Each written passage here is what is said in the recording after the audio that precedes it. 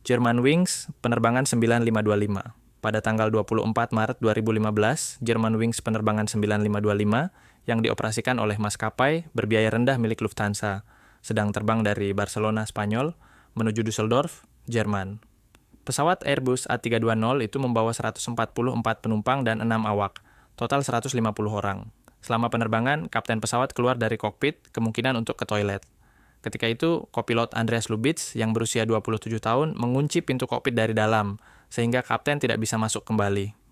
Lubitz kemudian mengatur autopilot untuk menurunkan pesawat secara bertahap dari ketinggian 38.000 kaki hingga menabrak pegunungan Alpen di Prancis Selatan dengan kecepatan tinggi. Rekaman kotak hitam, CVR, menunjukkan bahwa kapten berusaha keras masuk kembali ke kokpit namun gagal. Penumpang diyakini baru menyadari kondisi darurat dalam menit-menit terakhir sebelum tabrakan. Tidak ada yang selamat. Hasil penyelidikan menunjukkan bahwa Lubitz mengidap gangguan mental, termasuk depresi berat, dan telah dinyatakan tidak layak terbang oleh beberapa dokter.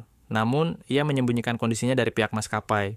Motifnya pastinya tidak diketahui, tetapi banyak yang percaya ia bermaksud melakukan bunuh diri sambil membawa penumpang tewas bersamanya. Tragedi ini mengejutkan dunia dan memicu perubahan besar dalam protokol keamanan penerbangan, termasuk keharusan 2 orang berada di dalam kokpit setiap saat.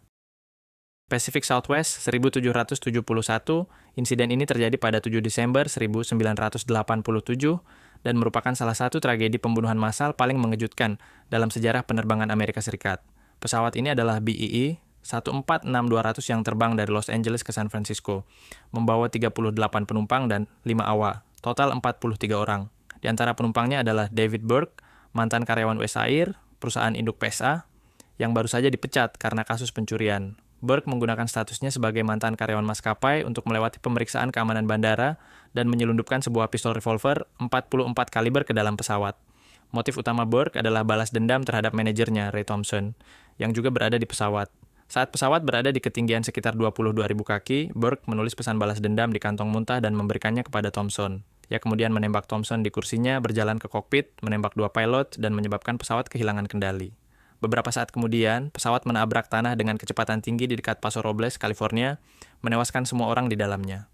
Rekaman kokpit menunjukkan suara tembakan, lalu keributan, dan akhirnya suara akhir sebelum pesawat jatuh. Investigasi menyimpulkan bahwa Burke dengan sengaja menyebabkan kecelakaan sebagai bentuk pembalasan pribadi. Egypt Air 990. Egypt Air, penerbangan 990 adalah penerbangan internasional dari Los Angeles, AS, menuju Kairo, Mesir, dengan transit di New York, JFK. Pada 31 Oktober 1999, pesawat jenis Boeing 760-7300ER ini jatuh ke Samudra Atlantik sekitar 100 km di lepas pantai Massachusetts, tak lama setelah lepas landas dari JFK. Semua 217 orang di dalamnya tewas, terdiri dari warga Mesir dan Amerika, termasuk awak dan penumpang.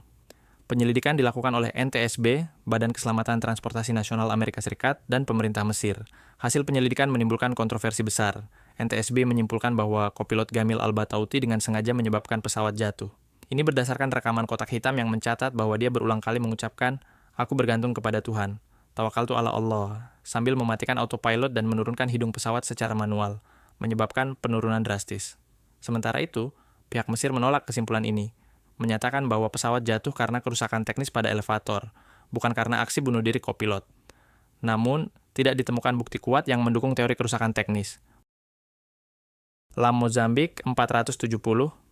LAM Mozambique Airlines penerbangan 470 adalah penerbangan reguler yang dioperasikan oleh maskapai nasional Mozambik, LAM dari Maputo, Mozambik ke Luanda, Angola.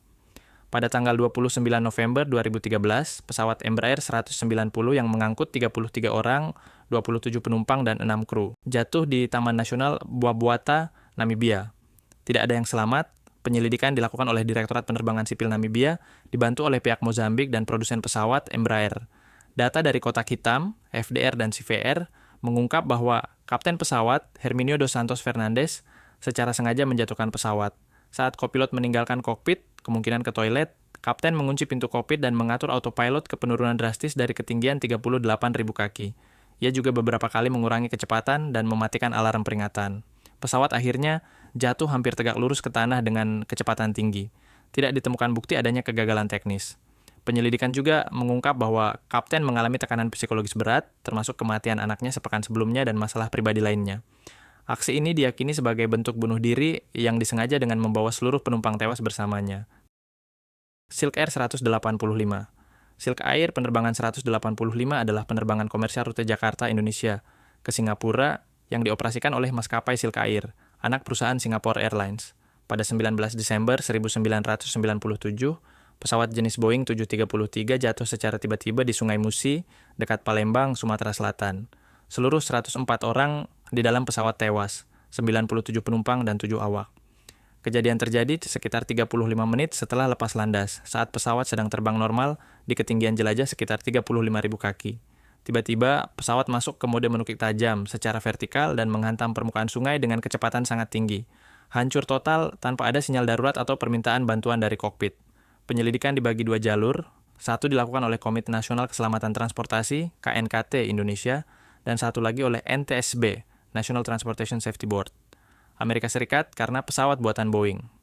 KNKT menyimpulkan bahwa penyebab kecelakaan tidak dapat ditentukan karena kotak hitam pesawat, CVR dan FDR, mati secara misterius beberapa menit sebelum pesawat jatuh.